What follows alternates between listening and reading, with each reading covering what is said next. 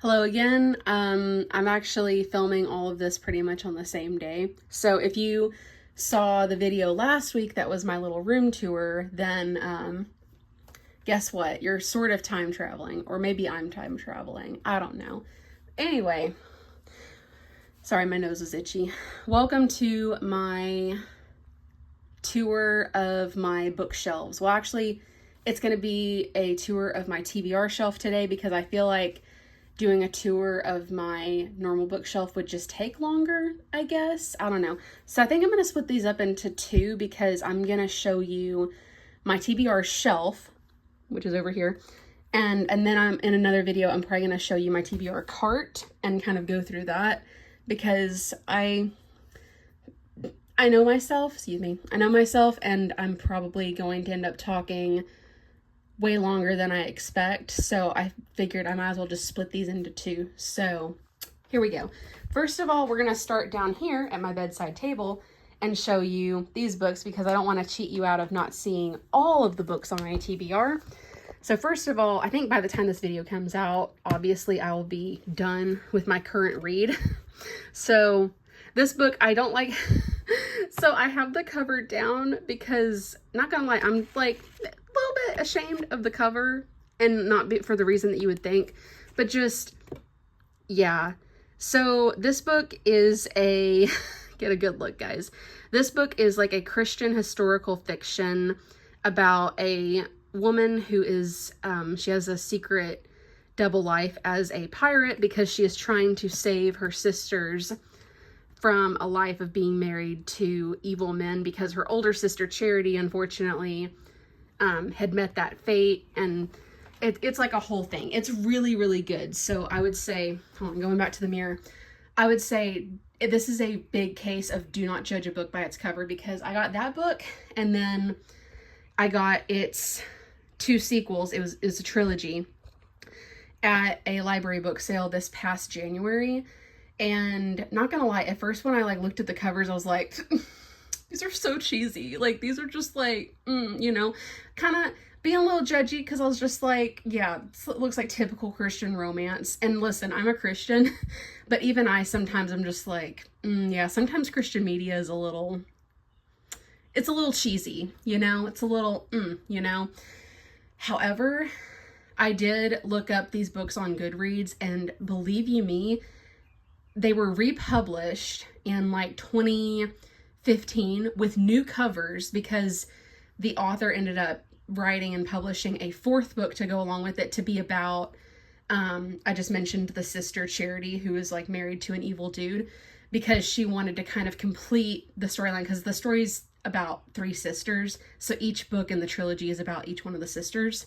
And then the fourth sister, you actually do get a resolution apparently to like her being married to like this evil guy, and like, you know, things get resolved, thankfully for her, from what I understand. I'm still gonna read it because I want to find out.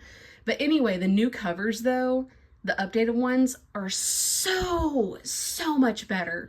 Like a far cry from what I just showed you. So trust me, do not sleep on this series. I've only just finished, like, I guess by the time you're watching this, I've only just about to finish the first book. It's really good, so don't let that cover ick you out, basically. Because trust me, the new cover looks way better, and it actually, I feel like it fits the quality of the story inside of it way better. So anyway, the other two books that are on my TBR pretty much immediately right now is this one. This is called The Clockwork 3. I got this at the library. There's a shelf in my library that is, like a donation shelf. So like you can kind of give like a few dollars if you want to, or you can just like take a book for free. I got this like years and years ago and I needed to read it. I kind of like drew it because of a prompt in my TBR jar, which I'll explain in the next video. So I don't know if I'm going to read this, how soon I'm going to read this or not, because often when I draw prompts for my TBR jar, I don't always follow it, so who knows. And then this next book I got at Half Price Books. I still have the sticker on it. It is A Bond of Briars from Erin Phillips. I only just kind of discovered her a few months ago, and I'm really, really excited. She just came out with a new book called The Betrayal of Eden, and it's the first book in I believe it's a trilogy, and it's a retelling of The Count of Monte Cristo, and I really want to read it because I started reading like a sample of it on Amazon, and it is so good. But I know that I need to read the book that I actually have in my possession. And this is actually a retelling of the biblical story of Ruth. Really excited about this one. She also has another book that's a retelling of Esther. Also, really quick, I didn't show this in my room tour video, but also this is my trash can. I know that not everyone wants to see this, but yeah, I got the trash can at Target, and then I just covered it with my sticker collection because, and you'll notice a lot of those are Dutch Bros because I'm a Dutch Bros girly and I never miss sticker drop day. Never. Anyway, let me get a drink of water really quick. I've owned this also for many, many years now. Also, I know I'm kind of getting distracted from my tour, but you know, just look at this. It's so cute. I have this in my window because it'll catch the sun in kind of the afternoon and it looks really pretty. Anyway, so this is the TBR shelf, and we're just going to go over this today, and then later on I'll give you a tour of the cart. So this is my shelf. I really like it. I may need to like update it or just kind of move some books around. It's a little crowded right now because this is right here. This was sitting on top of like I had like a little jewelry cabinet thing hanging here, and I had this sitting on top of that. So it's a little cluttered. My jelly cat. Sorry if I'm out of breath, guys. So I have a few books on here that have been on my TBR for literal years. And I'll try to, I pretty much remember where I got most of these books. So we'll start at the beginning. This is The Angel of the Opera. This is I would dare to call it like Sherlock Holmes fan fiction because like it's written not by Sir Arthur Conan Doyle, but like, I mean, there's many people over the years who have actually like written their own kind of like Sherlock Holmes fan fiction or like hybrids. And this author, he wrote a hybrid of The Phantom of the Opera meets Sherlock Holmes, and I really, really have wanted to read it. Had it on my TBR for years and still have not read it. I got these two, I believe, at not Barnes & Noble, but Mardell's. It's like a Christian bookstore, and they always have books on sale. And I got these two by Ted Decker, and you'll notice it has the little circle emblem. I have not read the Circle series yet, and I need to because apparently it's really good. But I have read some books by Ted Decker, and he's pretty good. Although, I mean, I will say his stuff is a little bit deep. This book is called A Bird's Eye View. It's a part of a series. I think it's called Aiden's Crossing. And this book I just found in a little free library in Reading. And I think it is signed. Hold on. I'm going to bring this down here. Oh, it's not signed. But I do remember there was like a card or something inside of it by the author. And so he's local to Reading from what I understand. And he just wanted to kind of get the news out there. And so he just would go around to different little libraries and put them in those little libraries. And I found one. And then this one, I think I got from a free little library. It's an ARC copy. Yeah, an uncorrected proof. It just sounded interesting. I don't know if it's a, what is it? I don't know if this is like nonfiction or fiction, but it sounded really interesting. This book, you'll notice, I believe by the time this video has come out, you'll have seen in one of my Throwback Thursday videos, I think it was my impulse buy book haul video, Throwback Thursday video, I talked about this book and how it's like a duology. And I still haven't read it, but I want to because I've held onto it for years. And yeah.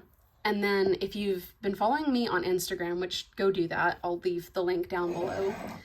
If you've been following me on Instagram or TikTok, you'll know that I've been searching for all 19 of these books for a very, very long time. And Yeah. I started looking back in, I believe it was like September, October last year, because I had owned and read this book for a couple of, like, for a while, like, very long time. And I just never got around to the rest of the series because they're all like standalones, like they're not interconnected at all, but they're all a part of the same series. And there's a few different authors and they're just so pretty and I love them. Took me a while to collect them.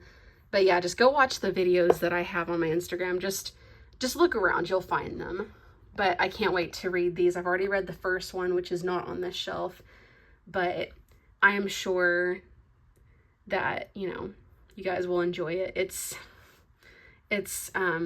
You'll enjoy like the videos and stuff and my journey of trying to find these. Next, we have this book called Bride of Stone. I think I got this at the Goodwill in Reading. I will say that Goodwill had the best selection of books I have ever seen in my life at any Goodwill. Because yeah, I have yet to find a Goodwill with a better book selection. But yeah, it looked interesting. I think it's like a Christian fantasy, something like that. Interesting. These two books by Chuck Black. I had a friend, I had a friend once who read, I think it was another series by him and she liked it, but I have yet to actually read this, but I think these are the first two books. I'll read them eventually. I think they're like young adult Christian fantasy. The Bridge by Karen Kingsbury. I like having Christmas books and like I love trying to read at least one Christmas book each year. Sorry, I was trying to push those in and make sure they're there. But yeah, I've been meaning to read The Bridge. I watched the movie, the Hallmark movie, and there was actually another movie that they made to kind of bridge the gap, ha ha ha. And it was okay. I mean, I'm sure maybe the book might be better. We'll see. This I got at a library book sale. I mean, how could you not? This is actually a book that is a sequel to a book called A Dog Called Christmas, and I had actually watched the movie that was made about it and it was really cute, so I figured I would like reading the sequel even though I haven't actually read the first book. I just watched the movie. And then if you guys have seen my Instagram at all or TikTok, you'll know that I've been collecting the Mitford books by Jan Karen, and these are two little short Christmas stories that she wrote. Okay, now this one actually, I do know for a fact that this is like a nonfiction biography about a woman. Yes, it's called The Nazi Officer's Wife. How a Jewish woman married a Nazi officer and he knew that she was Jewish, but he didn't care. He actually, I don't know if it was really just like love or he just thought that she was really attractive and he just like didn't care. I don't know, but he married her and he kept her safe and he made sure that no one found out that she was a Jew. Not that he was perfect or anything, because I have like read some snippets of the book and he was, you know, he was still a Nazi, but it seems like a really interesting story and I want to actually read the whole thing because, not to play my hand too much, but I actually do have a story in the works that I've had in mind ever since before I even found this book. But I have a story in mind that I want to write that essentially kind of has to do with what's going on with this situation, but it's like a little bit different because again, it was a story idea I had way before I found that book. And it happened to be like kind of a cool God thing that I found that book. And then that kind of starts like this whole list of like kind of World War II Holocaust books that I have lined up here. This one is also mentioned in my impulse book sale by haul video or whatever from my Throwback Thursdays.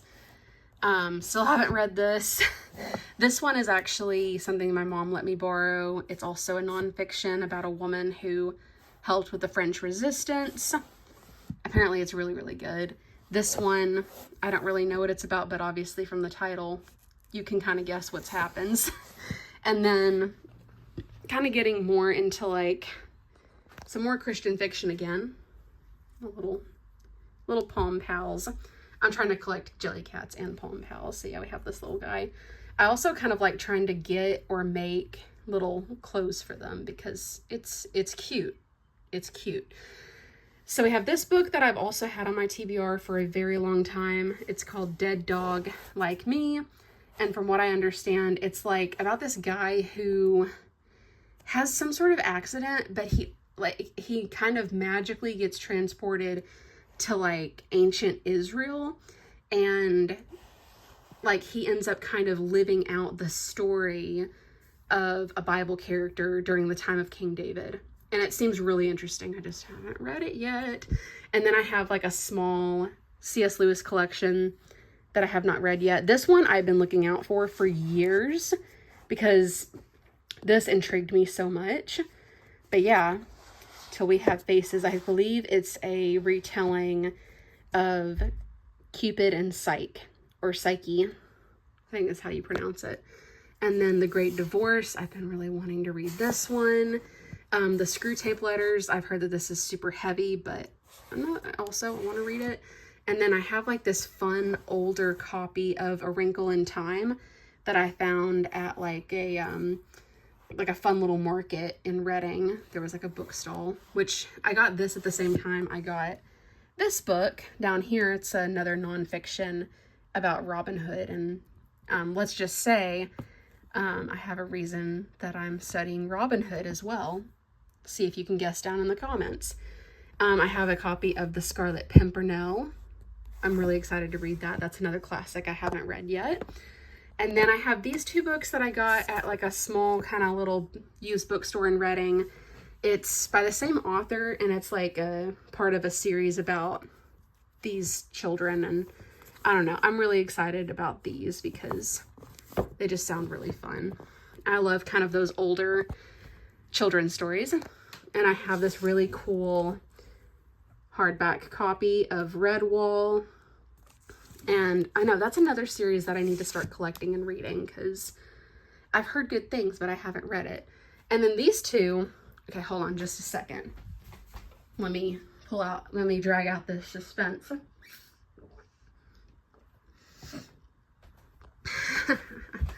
I was taking a drink of water because talking takes a lot out of me, out of my voice. Anyway, all right, so the end of this video is about these two books by Ryan Mueller, I believe is how you pronounce it.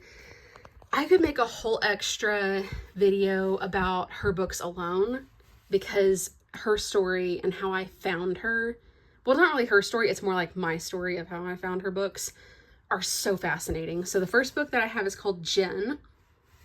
And then this book, Feathers of Midnight and Magic. So, so I don't want this video to be too long, so I'm going to try to give it to you really quick.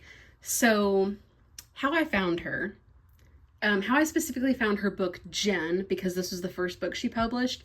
I think Feathers of Midnight and Magic, that one didn't come out until like just a few years ago. Okay, well maybe, hold on. Actually, before I go telling tales, first edition, okay, just a few years ago. I was right. So 2022. Yep, I was right. I was right. And then when did she say that she published this? 2017. Okay, I knew it. Okay, so here's the story. Here's the story now that we have the dates. Jen. So back in the day, this was like the early 2010s, I would say somewhere around 2014, 2015. Young little Tirza, I would have been like, let's see, how old? 17, 18? No, wait.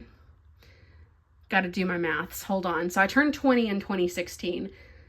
So I would have been like 18 in like 2014, basically. So I was a part of this website. It's kind of one of the early like fan fiction websites that people could publish their own fanfics or their own like original stories, kind of similar to what Wattpad is now.